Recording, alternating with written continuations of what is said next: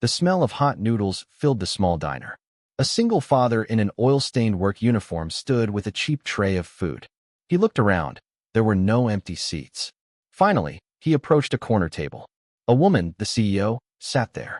He asked quietly, almost shyly, "Can I sit?" The CEO looked up. Her eyes were slightly red from crying. She replied, "Only if you eat too." The entire room turned. Why would the coldest CEO in town say such a thing to a complete stranger? What happened next? Everyone froze. His name was Mark Ellis, 38, an air conditioning repairman, recently divorced, and raising an 8-year-old daughter, Ella. Lunch for Mark was always the same. A cheap sandwich, maybe French fries. He ate almost nothing. All the money he saved went toward Ella's piano lessons, art supplies, and school trips. He never complained. This was his life. Now she was Clara Hastings, 32, CEO of a tech company worth hundreds of millions. But today she felt worthless. An hour ago, she'd been sitting in a bank meeting. The loan officer looked at her presentation and laughed. Not out loud, but the kind of laugh you hear in silence. The kind of attitude that says, "You're a woman, you're young, you don't belong here." Her partner walked out in the middle of the presentation, saying she was too emotional to lead. Clara left the building. She couldn't go back to her office, not yet, not like this. So she went into a small diner, the kind of place no one else in her circle would ever go. She ordered soup, sat in the corner, and cried quietly into a napkin. At that moment, Mark walked in. He'd just finished fixing an air conditioner 2 blocks away. His hands were covered in grease. His uniform smelled of motor oil. He was exhausted. The diner was crowded. Construction workers, delivery people, office workers on their lunch break. Every table was occupied except one. Mark hesitated. He saw a woman sitting alone, well-dressed, with an expensive watch and designer bag on a chair. She didn't belong there either, but he had nowhere else to go. He approached slowly, cleared his throat, and asked, "Can I sit here?" Clara looked up. Her makeup was smudged. Her eyes reddened for a second. She said nothing, then noticed something. On Mark's tray, a sandwich, half a bottle of water, a small pile of fries pushed to the side. She said quietly, "Only if you eat too." Mark blinked, confused. I'm eating," Clara said, pointing to the fries. "It's not food, it's survival." Mark felt his face flush. He didn't know what to say. In their presence, people began to whisper. The regulars, the waitress, everyone knew who Clara Hastings was. Her face was on magazine covers, billboards, business blogs, and now she sat with a repairman in a stained uniform. Mark pulled out his chair and sat carefully, as if afraid of breaking something. "If you're uncomfortable, I can leave." Clara shook her head. "No, please stay." For the first time all day, she felt like someone was watching her. Not the CEO, not the one who'd failed in the meeting, just her. Mark opened his sandwich and took a small bite. Clara watched him. "You work nearby?" she asked. "Yes, air conditioning repair. Just finished a job down the street." "Sounds complicated." Mark shrugged. "Honestly." Clara smiled a real smile, her first in weeks. She pushed the soup toward him. "You should try this. This is better than that sandwich." Mark paused, then picked up a spoon. The soup was warm, rich, and tasted like something his mother used to make. "Thank you," he said quietly. Clara nodded.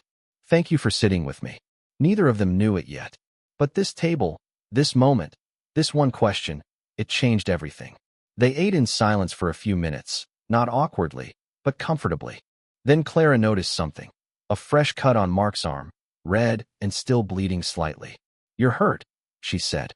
Mark looked down, having forgotten about it. "Yeah, a work injury, cut myself on sharp metal this morning." He wiped the wound with a napkin as if nothing had happened. Clara frowned. "You should take care of that properly." "It's okay, I've had worse."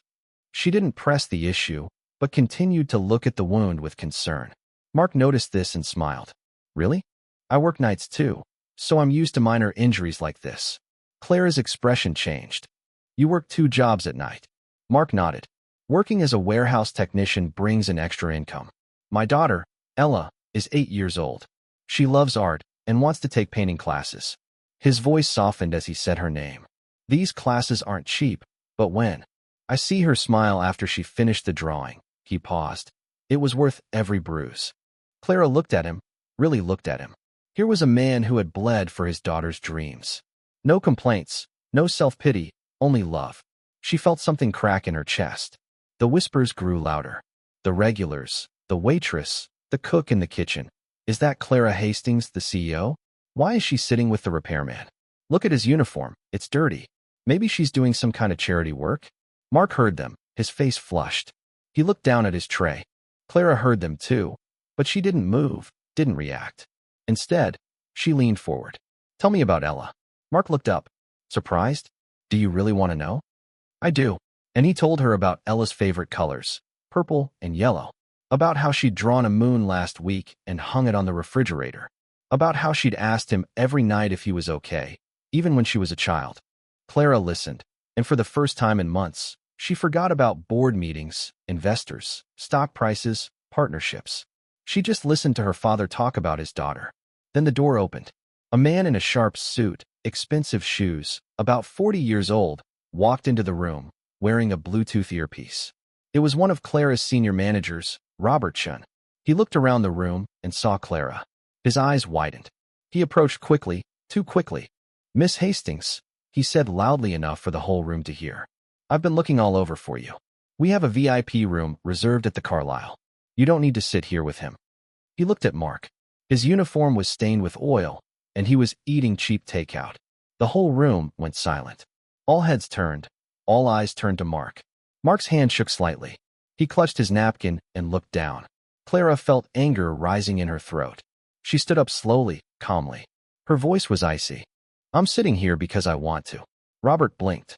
Madam, I just thought because he treats me better than half the boardroom. Robert's face paled. The room froze. Clara continued. He didn't interrupt me. He didn't dismiss my ideas. He didn't look at me like a loser. She looked at Mark, then back at Robert. He saw me as a person. Can you say the same?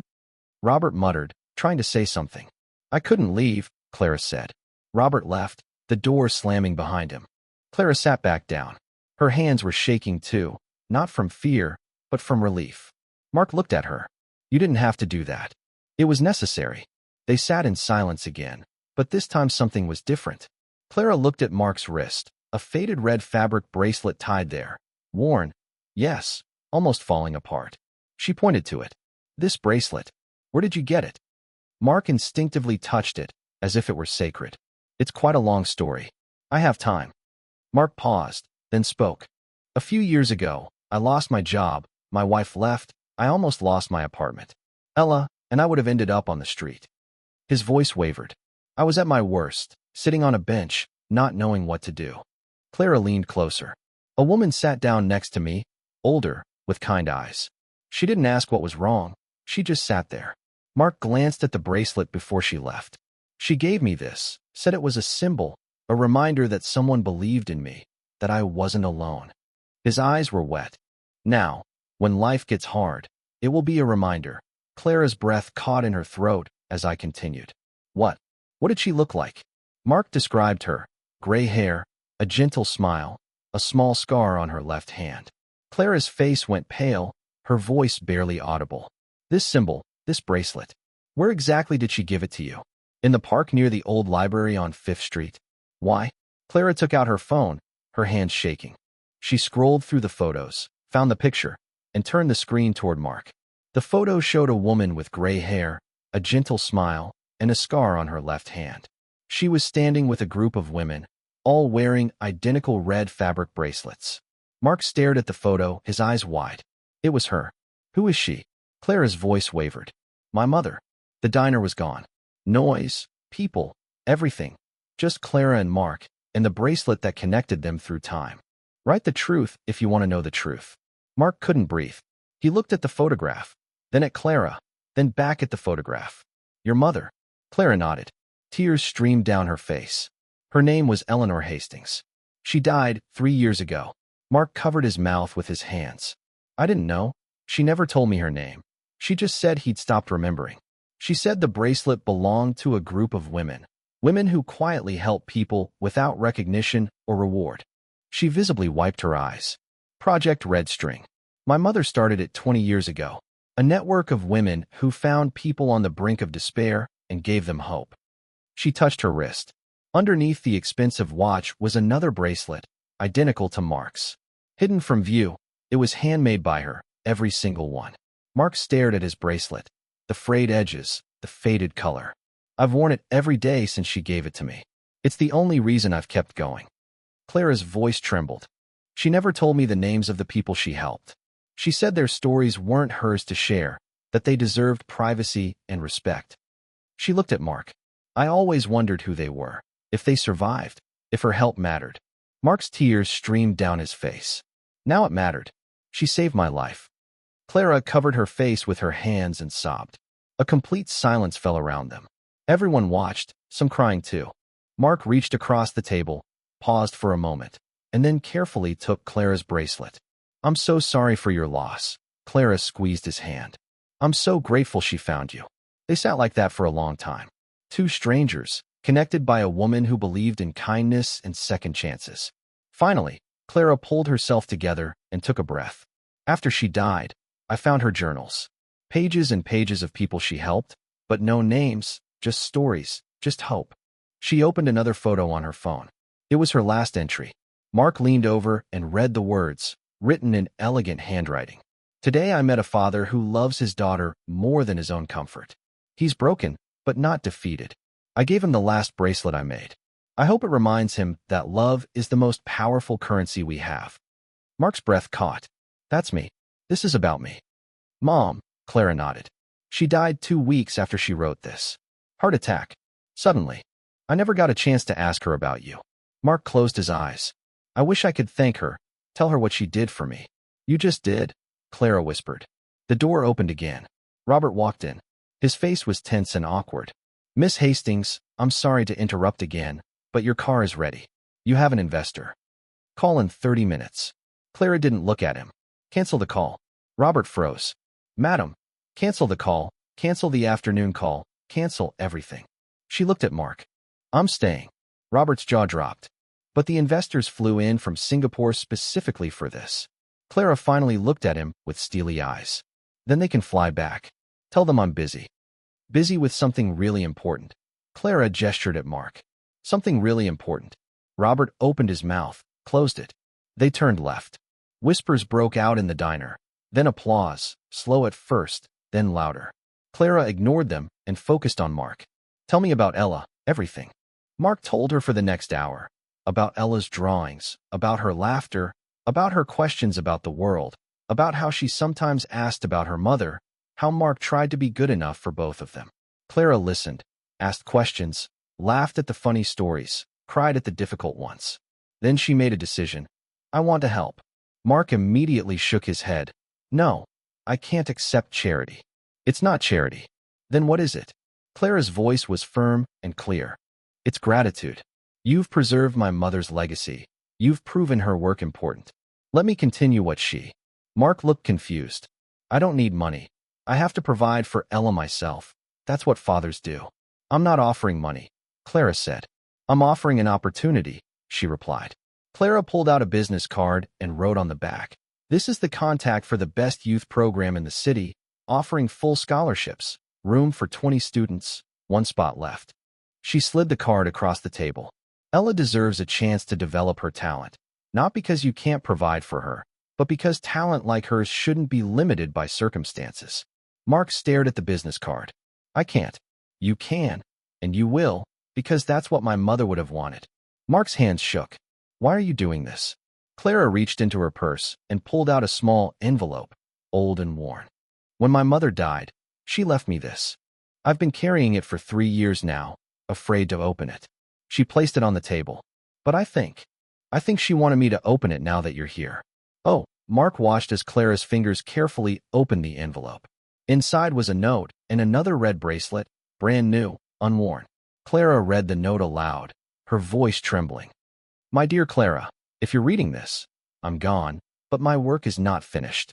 I've made one last bracelet. Give it to someone who needs to remember they're not alone, someone who will continue this thread. Love always, Mom. Clara picked up the bracelet and then did something that made Mark's heart stop. She tied it around his other wrist. You don't carry this alone anymore. We're together. Mark looked at both bracelets, one old, one new, both from the same hands. He looked at Clara. I don't know what to say. Clara smiled through her tears. Tell me you'll let me meet Ella. Tell me you'll let me honor my mother's memory by helping you both. Tell me that this table wasn't just a coincidence. Mark wiped his eyes. It wasn't a coincidence. She was watching over us both. Clara nodded. Then let's not waste what she gave us. They shook hands. Not like CEO and repairman, not rich and poor, but two people connected by love, loss, a woman who believed strangers could become family. 2 days later, Clara met Ella. Mark's apartment was small, clean, but with worn furniture that had seen better days. But the walls were covered with drawings, dozens of drawings, all Ella's work. Butterflies, sunsets, portraits of Mark, a family that no longer existed. Clara stood in the doorway, looking around, and then she saw her Ella, 8 years old, with her tousled brown hair pulled back into a ponytail, her fingers smeared with paint, and her eyes wide and curious. The girl looked up from her sketchbook. Are you Daddy's friend? Clara knelt down. I level. I am. My name is Clara. Ella looked at her carefully, then smiled. You're beautiful. Can I draw you? Clara laughed genuinely. It would be an honor. Ella spent the next hour drawing. Clara sat perfectly still. Mark brewed tea in the background, watching them. He had never seen Ella warm to someone so quickly. When Ella finished, she showed Clara the drawing. It was beautiful, simple, yet full of emotion. Clara, drawn in colored pencils, was smiling, surrounded by red threads connecting her to the sketchy figures with captions. Daddy and me. Clara's eyes filled with tears. This is incredible, Ella. Ella beamed. Daddy says I'm doing great, but I want to be great. Clara looked at Mark, then back at Ella. You will be great, I promise. Ella bowed her head. How do you know? Because, Clara said quietly, I knew someone like you, someone who believed in people, who saw beauty in everyone. My mother. Clara touched her bracelet. I would love you. Ella looked at the red bracelet on Clara's wrist, then at her father's bracelet. Can I have one of those too? Clara looked at Mark, holding her breath. He nodded. Someday, Clara promised. When you're ready. After Ella went to bed, Clara and Mark sat in the small kitchen, sipping coffee. Clara took out the papers. The scholarship application was already half filled out. The program starts next month. Classes are every Saturday. Transportation included. Art supplies provided. Mark stared at the papers. I still don't know if I can accept this, Clara said softly. Mark, you're not taking anything from anyone. You're giving Ella a chance. It's not weakness, it's love. Mark's jaw clenched. I've taught her whole life that we don't need handouts, that we earn what we have. And you have it, Clara said. Look around you. This house, her happiness, her safety. You did it alone. She pulled the papers closer. This doesn't replace what you did, it complements it. My mother believed that people deserve help not because they are weak, but because they are strong enough to accept it. Mark rubbed his face tiredly.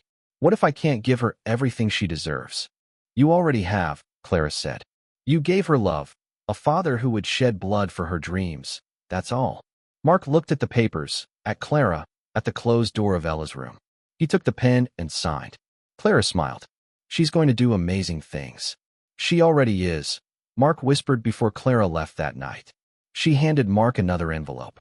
What is this? The foundation. My mother started Project Red String. It's been dormant since she died. I couldn't bring myself to run it without her, she said, looking into his eyes. But I think I found someone who can help me start over. Mark opened the envelope, and inside was a job offer. Community coordinator at the Red Thread Project, helping single parents cope with life after loss. Salary, benefits, flexible hours. Mark's hands shook. Clara, I'm not right for this. You're the best person I know. You've been through this. You've overcome it. You can help others do the same. Mark stared at the offer, his mind racing. This is real, very real. We start rebuilding next month. I need someone who understands, who doesn't give up.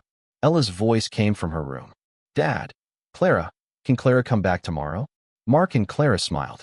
Clara whispered, I think your daughter just made your decision for you.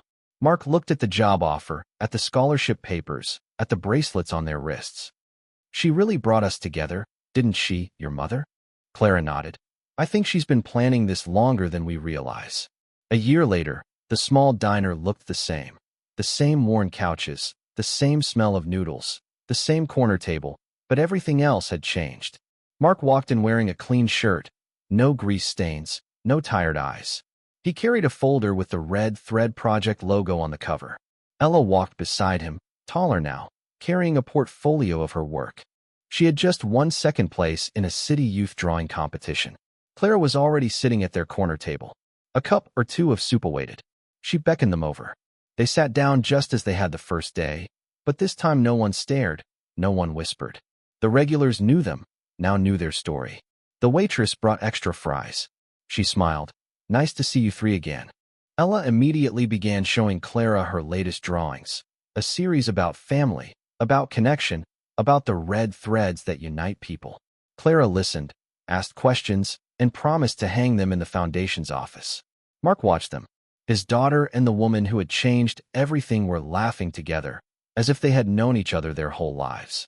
Clara noticed him looking at her. What? Mark asked. He shook his head and smiled. Nothing. I was just thinking about how I almost sat down in a different place that day. Clara's expression softened. But you didn't sit down, did you? No, I didn't. Ella tugged at Clara's sleeve. Tell me the story about Grandma Eleanor again. Clara had always called her that, now Grandma Eleanor. It made Ella feel part of something bigger. Clara took out her phone.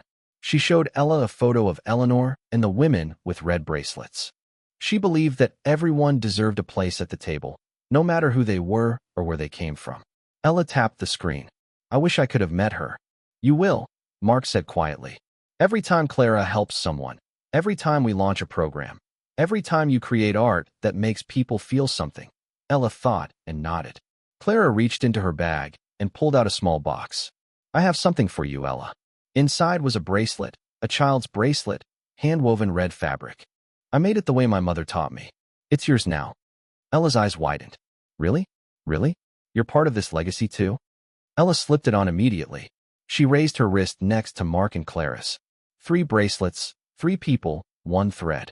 Clara raised her cup to Eleanor and to the tables we never planned to share.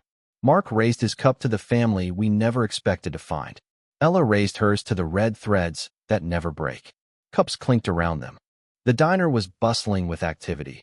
People eating, talking, living, and in the corner at a table that began with a simple question. 3 people sat together not because they had to, but because they chose to. Some people come into your life at a table you never planned to share and leave you with a home you never dreamed of. Subscribe if you believe one place at the table can change a life. Share this if someone at the table changed yours.